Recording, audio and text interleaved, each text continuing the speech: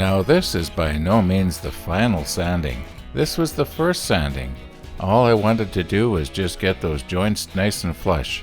And as you can see, they're very flush.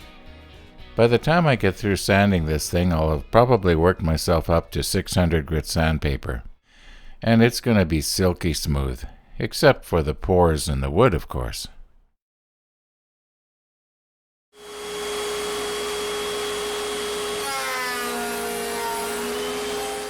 I'm running a piece of scrap through my router here, and the idea is I want to make sure that this 3/4 inch slot that I'm making will actually fit the 3/4 inch piece of aspen that I've got. Sometimes you can have two different 3/4 inches.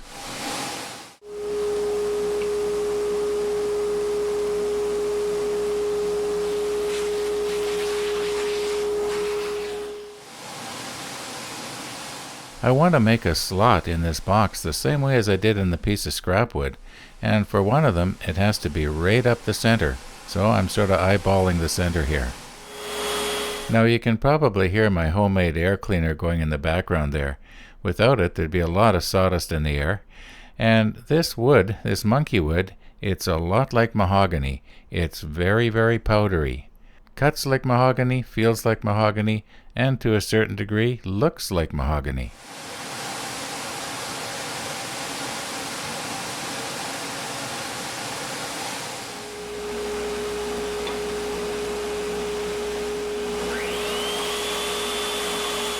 We are now at the place in this series where some people could possibly become offended, and I certainly don't want to do that.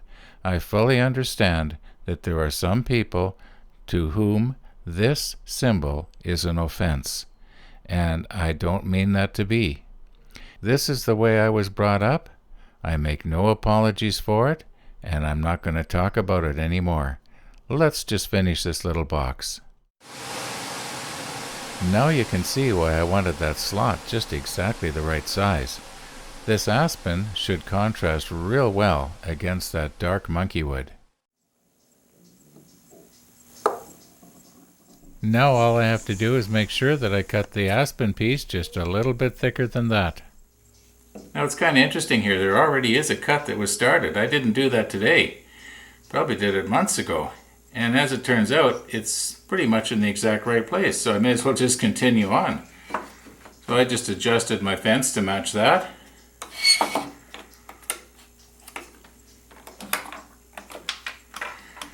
Now, when I run this up, I'm not going to run it all the way through. I don't need very much. I only need about 9-10 inches of this. So I'm going to stop. And then I'm going to shut the saw off with my leg. And the little piece that comes out here, I'm going to catch it and pull it away from the blade and hold it until the blade stops turning. At least that's the plan. And that way it's this side of the blade, the outfeed of the blade, is not going to be damaging the surface of what I'm trying to cut here. I hope you know what I'm talking about.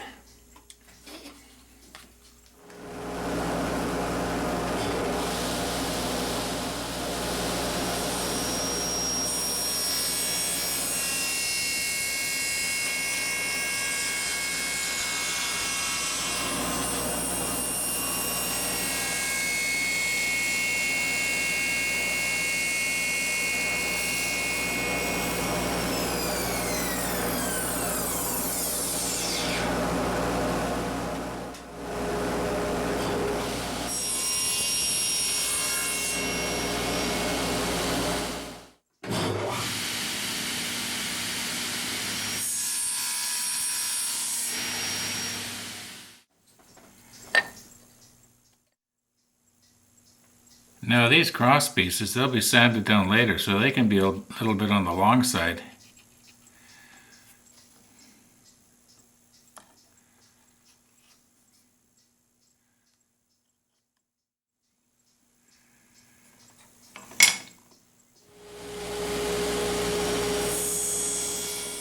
Now I'm deliberately going really slow here to minimize as much tear out as I can.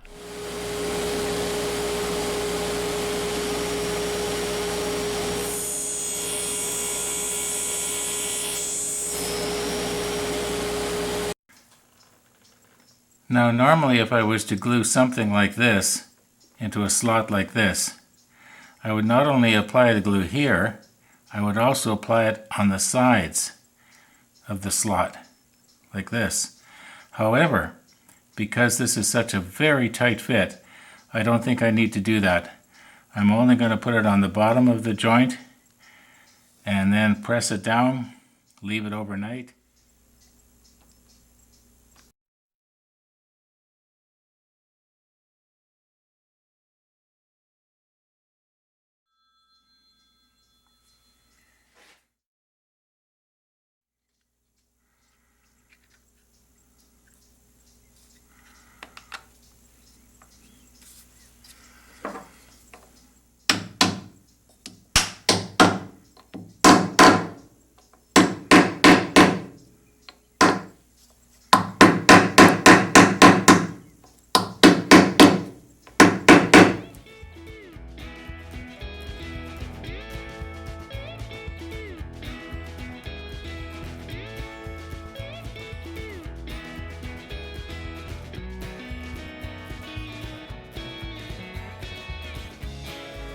Now once this is all sanded flush, the monkey wood will be the same level as the aspen. I think it'll be okay.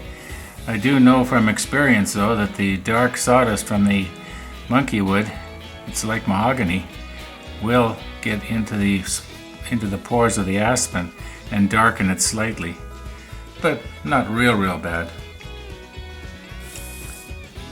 Okay, we'll see what we've got in the morning.